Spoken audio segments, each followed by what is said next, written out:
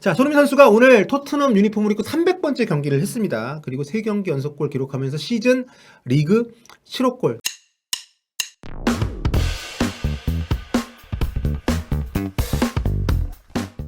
자, 하프타임인데요. 네, 1대1로 일단 마무리가 됐고, 오늘 참 리버풀이 지배했던 전반전입니다만 토트넘이 빅찬스가 너무도 많았고 그 너무도 많은 찬스를 다 날렸기 때문에 정말 토트넘이 예상보다는 굉장히 좋은 경기를 하고 있지만 그럼에도 불구하고 좀 아쉬움이 많이 있고, 특히 손흥민 선수가 한 2번 정도 좀 완벽까지는 아니더라도 득점 가능성이 높은 컨디션이 좋은 손흥민이라면 넣을 수 있을 만한 기회들이 있었는데 아무래도 자가격리를 열을 했던 것이 영향에 미치지 않았나라고 생각하고 싶을 만큼 아쉬운 상황들이 있었고, 또 벨레알리가 결정적인 기회를 놓친 것은 좀 두고두고 아쉬운데 후반전에 이게 과연 어떻게 작용을 할지, 이게 불행의 씨앗이 돼서 리버풀에게 결국 질 것인지, 아니면은 이게 자극제가 돼서 후반전에 토트넘이 또 승리를 가져가거나 뭐 승점을 가져갈 것인지. 야, 그리고 왼쪽 세세뇽이 살라를 잘 막고 있는데 하프타임까지는. 자, 후반전 어떻게 될지. 하여튼 굉장히 후반전 관전 포인트가 많은 정말 꿀재민, 개꿀재민 전반전이었습니다. 자, 여러 차례 경기가 연기된 그때 드디어 치러진 토트넘의 경기, 오늘 리버풀하고 경기였습니다. 최강팀이죠. 리버풀을 홈으로 불러들이고 자가격리 후유증 때문에 정상적인 스쿼드 구성이 어려웠던 토트넘입니다. 오늘 선발 미드필더 조합이 윙크스, 델레알리, 은돈벨레였습니다. 평소 주전으로 뛰던 스크리퍼 호이비에르, 이런 주전 선수들이 빠진 채로 구성이 된 3미들이었기 때문에 굉장히 좀 많은 사람들이 걱정을 했습니다. 저희 입중계 같이 보신 분들도 야, 이거 정말 비기면 다행인 경기다, 뭐 이런 말씀을 하실 정도로 굉장히 오늘 여러 가지로 뭐 굉장히 좀 걱정스러웠던 토트넘의 출발이었는데요. 하지만 뭐 리버풀도 상황은 비슷했습니다. 일단 판다이크, 뭐 핸더슨, 이런 선수들이 명단에서 제외가 되면서 전체적으로 두 팀 모두가 정상적이지 못한 스쿼드로 경기가 시작이 됐습니다. 특히 리버풀 같은 경우에는 2002년생의 모튼 선수가 이날 선발로 나오면서 굉장히 리스크를 안고 경기를 출발을 했죠. 하지만 토트넘에는 손흥민과 케인이 있었습니다. 케인이 올 시즌에 리그 한 골밖에 없었을 정도로 아주 부진했던 한 해를 보내고 있는데, 이번 경기에서도 출발은 그랬어요. 완벽한 찬스를 놓치면서 역시 오늘도 케인이 아니고 카넨가? 얘기를 저희끼리 했었는데 곧바로 또 좋은 찬스가 나왔을 때 골을 넣었었죠. 기록만 보면 슈팅 숫자 18대 10, 유효 슈팅 6대 5, 점유율 뭐 58대 42. 리버풀이 다 앞서거든요. 그것도 꽤 많이. 하지만 경기를 보신 분들은 토트넘이 훨씬 더 많은 골을 넣었어야 되는 그런 경기를 했죠. 델레알리도 완벽한 거 2번 놓쳤고, 손흥민 선수도 한 골을 넣긴 했습니다만 한 2번 정도 더 찬스가 있었기 때문에 토트넘 입장에서는 오늘 정말 잘한 경기지만 그래도 승리까지 가져가지 못한 것은 굉장히 큰 아쉬움으로 남을 거라 이렇게 생각이 듭니다.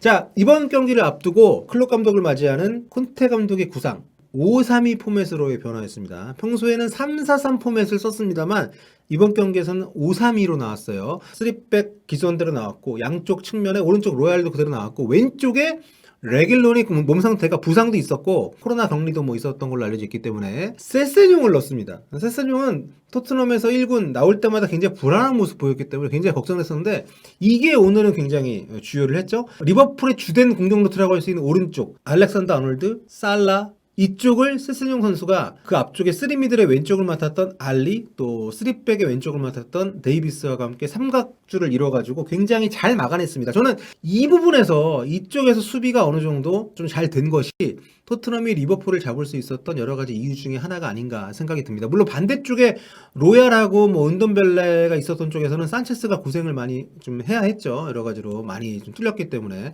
하지만 반대쪽에서 그 부분에서 저는 세세뇽의 기용이 이번 경기에서는 굉장히 효과적이었다. 사실상 2군으로 분류되던, 늘 이적 시장마다 팀을 떠날 가능성이 대두가 되고 있는 알리, 윙크스, 은돈벨레, 이 3명이 3미들로 나왔는데 와, 이 세 선수들이 정말 열심히 뛰었죠. 정말 많은 양을 뛰면서, 물론 실수도 있었습니다만 정말 많은 양을 뛰면서 미드필더 한 명을 늘린 이유를 경기력으로 보여줬습니다. 특히 윙크스 같은 경우에는 오늘 그 스킵하고의 경쟁에서 많이 밀려가지고 지금 사실 뭐 언제 떠나느냐 이런 얘기만 나오고 있던 선수인데, 오늘 물론 실수도 있었습니다만 후방에서 이렇게 찢어주는 패스 굉장히 괜찮았고요.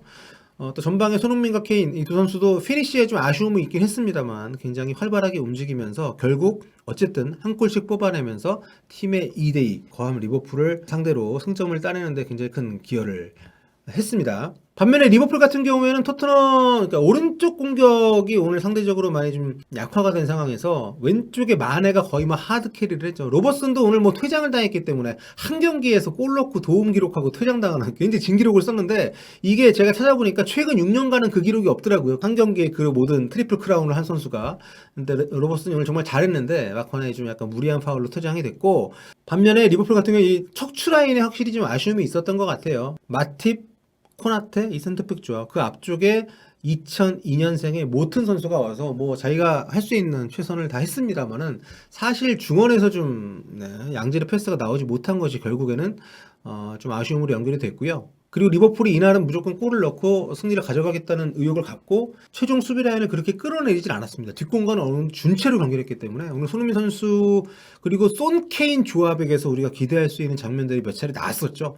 그게 상당히 이번 경기를 재밌게 만드는데 아주 결정적으로 기여를 한 것이 아닌가. 근데 손흥민 선수의 페리시가 좀 아쉬웠던 부분들에 대해서 뭐 많이 언급들을 하시는데, 그래도 코로나 자가격리를 열흘 동안 하고 지금 거의 바로 경기 훈련하고 나온 거기 때문에 풀핏이라고 보기는 어려운 상황이죠. 그럼에도 불구하고 이제 풀타임을 뛰었고 좋은 찬스, 빅찬스를 여러 차례 창출을 해냈기 때문에 리버풀 아니겠습니까? 이번 경기에서의 활약에 대해서도 저는 당연히 박수를 받을 만한 자격이 있다고 생각을 하고요. 그리고 오늘 문제됐던 상황, 그 주심의 판정에 대해서 아쉬움을 표한 분들이 굉장히 많습니다. 대표적으로 클롭 감독 항의하다가 옐로 카드를 받았었고요.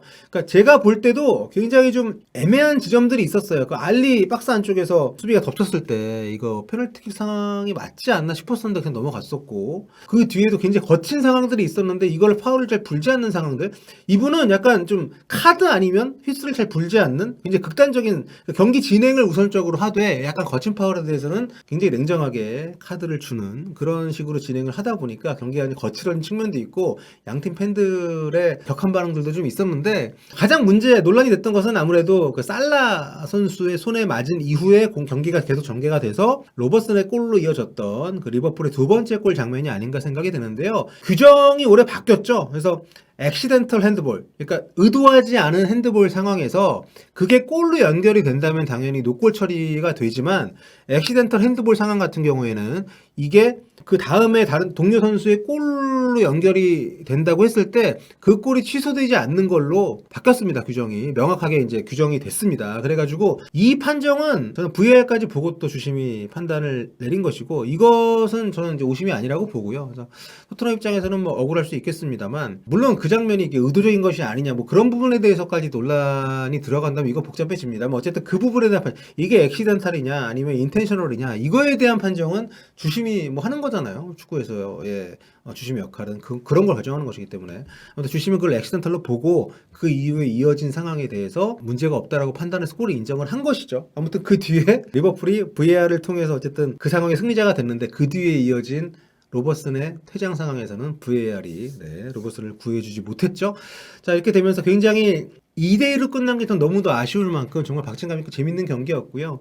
전반전을 보통 그렇게 아주 박진감 있게 가면 후반전에 서로 신경전을 펼치거나 체력이 떨어져가지고 용두삼이 경기가 되는 경우들이 많은데, 이번 경기는 정말 1분 경기 시작하는 그 0분부터 추가 시간 6분이 다 지나가는 96분까지 정말 인상적인 경기였습니다. 그리고 마지막에 경기 끝난 뒤까지도 서로 인상을 쓰는 것이 아니라 끝나고 클롭 감독이랑 손흥민 선수랑 웃으면서 대화하는 모습이 카메라에 많이 잡혔는데, 마무리까지도 정말 이 축구의 재미를 마음껏 가져줬던 그런 경기가 아닌가.